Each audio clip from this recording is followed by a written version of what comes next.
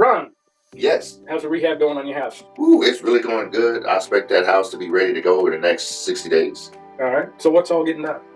Well, you know the ugly popcorn on the ceiling? Yeah. It's 70s look?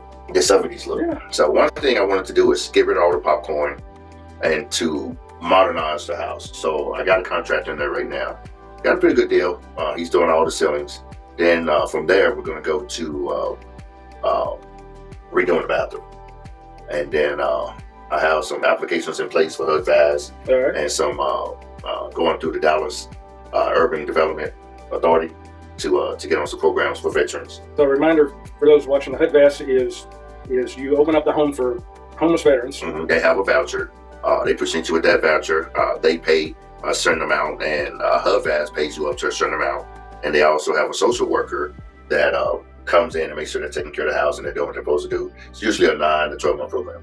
So part of that, and then I'll get back into the numbers, but part of that is someone comes and inspects the house to make sure that it's up to certain standards. Mm-hmm. And then the veteran goes to the VA to get a voucher. Mm-hmm. And then the veteran goes and tours certain houses within the area that they want to be in. And once they find a house that they like, they present the voucher to the landowner. The landowner has the opportunity to screen that veteran, I would assume. Yeah, that veteran still gets screened, but you still have a security deposit. But HUD-VASH takes responsibility if anything happens. And also with taking that responsibility financially, they also take responsibility with that social worker coming to the house to inspect. Cool. All right, so the numbers. Break it down. Come on now. Remind me, you've got currently a 3-bedroom, 2-bath, roughly 2,500 square feet? Well, it's about 1,800 square feet, okay. But I'm currently going to turn it into a 4-bedroom. All right. For my particular house, they would pay up to about $2,700 a month. So if you rented it out to 4 individuals, you'd receive roughly $2,700 a month for a 4-bedroom house. Well, to 4 individuals, I would roughly get a little bit over $4,000. It averages out to about $1,000 per person. All right.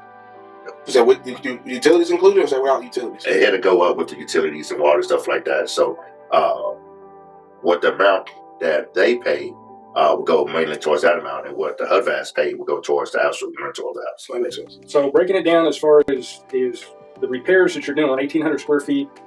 So far, I think you've said that you've had your contractor scrape the popcorn off the living room, dining room. What else? They're doing the whole house. They're scraping off the popcorn, retexturing, then repainting. All right, so 1,800 square foot, what's that going to cost you roughly between labor and materials? So far, out at roughly $1,700. That's not bad. So what else you got to do as far as that particular, you expect any more money going to scraping ceilings and painting? No, I'm not going to do anything else. My next project is going to be 2 things. Renovating the bathroom. All right, can you give you an idea what's going to cost you to do that yet? Not yet, but I'm going to budget for about $2,000. All right. So we got, for ease of math, 1,800 square foot house. You got about $1,800 into the ceilings and repainting some of the walls. Right. So $1 a foot to do popcorn and paint. Right. Another $2,000 to redo a bathroom. So we're $3,800 roughly. About $200 to build a wall. To make it a 4th bedroom. To make it a 4th bedroom. Cool. Yeah, but it's going pretty good. So when's it going to be on the market? Shooting March 1? Yep, 60 days out. All right, March 1. And you've already got your contacts with the VA to have my contacts. For people who are interested, you will contact the Dallas Housing Authority. They'll send you a link to get onto the landlord portal. Then you want to start building relationships with the housing department at the VA. And there's various nonprofits who are trying to place people in homes. Now this program is available in any state. Any state. Doesn't have to be Texas, doesn't have to be Dallas, any state. Any state. You contact that local housing authority and they'll send you the link to get you going. Now one of the benefits that you have though is that you are, I think if I remember correctly, you're like within 10 miles of one of the largest VA medical centers in the Dallas-Fort Worth area. That is correct. So it's a benefit that if veterans are staying at your place, they're close to the VA hospital. For this particular property, for those who are in the Dallas areas, we're within 15 minutes of the VA.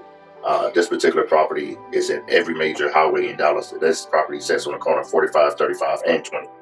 I can get to any highway within less than 10 minutes. Now, you got city transportation services there? There's a bus come by there? There's not city transportation services. I do have the option to offer transportation. That's something we haven't decided yet. We're going to do that for that month. So what do you see as a break even? Once you get the 4 individuals in there, it's taking you roughly 60 to 90 days to fill it up. Your break even for that, and just depending on where you're watching from, that particular house in that particular neighborhood would probably go from for $1,800 to $2,000 a month. That's correct.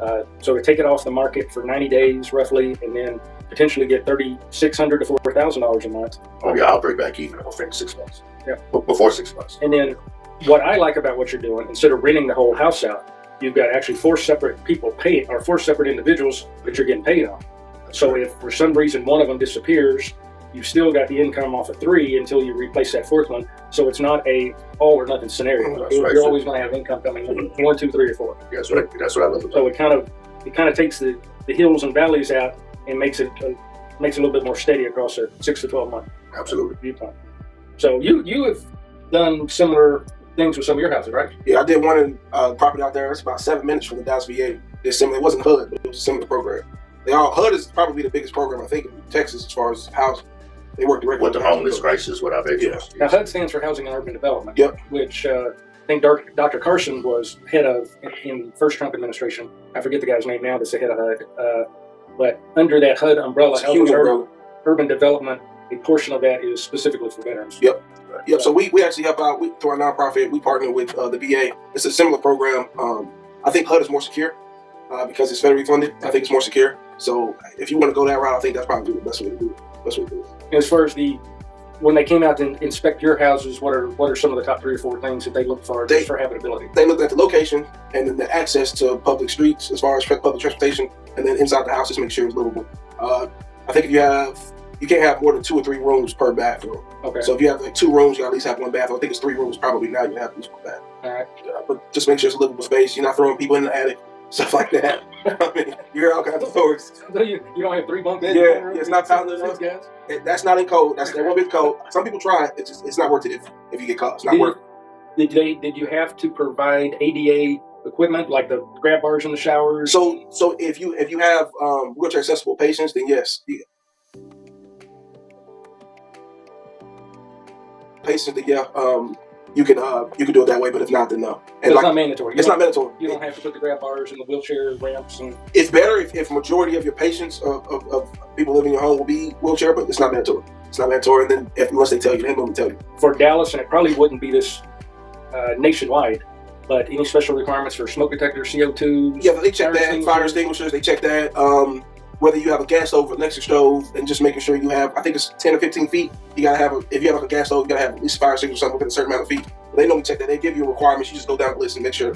But unlike an assisted living facility, you don't have to have the water sprinklers or halon system. Or basic, the typical things that you need in a normal home, fire extinguishers, stuff like that, and fire smoke detectors. That's typically what you need. Because my wife and I looked at assisted living facilities, and when we started pricing here in the Dallas-Fort Worth area for the fire alarm systems, which is what you got to have in assisted living, man, a 4-bedroom house, you could pay $120,000 just to put a fire alarm sprinkler system in your house. So you got to have a service, and they inspect it once a year. Yeah, and then you get the winter time, and then the water freezes on the pipe, and it busts. Yeah, and it's sweet in Texas. It's too crazy weather. Yeah, it's too much weather. It's 32 degrees right now. It'll be freezing in the pipes. Well, we got 4 days this week where we don't get over 30 degrees either day or night. So yeah, it's time to go back to Singapore.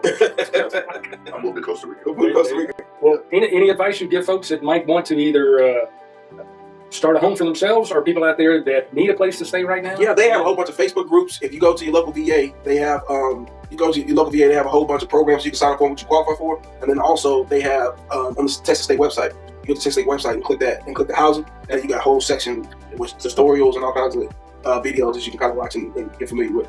If anybody's got any questions, can they shoot us a question or a comment? Yeah. Jump in. Yeah. Absolutely. Tell me what's up. Yeah. And one other thing, make sure this is your passion. Just don't look at all the money you can get. Make sure you're doing it for the passion first to help out our fellow veterans. I tell people all the time, follow your passion. The money's gonna automatically come. Mm-hmm. You go after the money, you're gonna get the money. Yeah. You get the money. If you're going after the money, you're probably gonna get you're gonna lose money, and you're gonna get burned out, and so lose money. It's the worst thing I should ever do. You gotta be willing to do it for free before you get paid. You gotta have the money. All right. Well, do your best. Follow, click the link below. handshake.